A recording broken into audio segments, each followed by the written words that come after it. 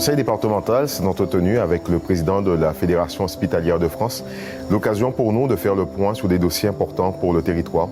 Dossiers nous permettant donc d'affiner notre vision en termes de politique publique. Préparer l'avènement du futur CHU, nous assurer qu'en termes d'équipement et en termes de prise en soin du malade, que nous puissions répondre aux attentes du territoire.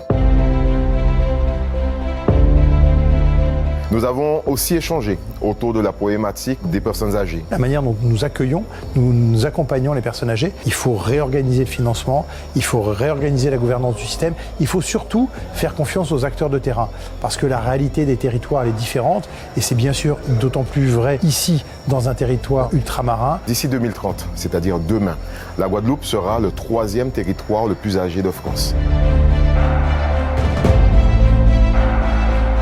Chacun et chacune de nos concitoyens et concitoyennes souhaite rester en bonne santé le plus longtemps possible. Nous pouvons le faire à la seule condition que la prévention soit un axe majeur de notre politique de santé. Il faut optimiser les parcours professionnels et donc investir dans la santé, investir dans les métiers de la santé et plus particulièrement dans les métiers de la prévention en santé et dans les métiers de l'accompagnement de la perte d'autonomie, qu'il s'agisse du grand âge ou du champ du handicap. Le CHU de la Guadeloupe doit être vraiment le lieu de l'expertise, le lieu qui crée les filières de prise en charge.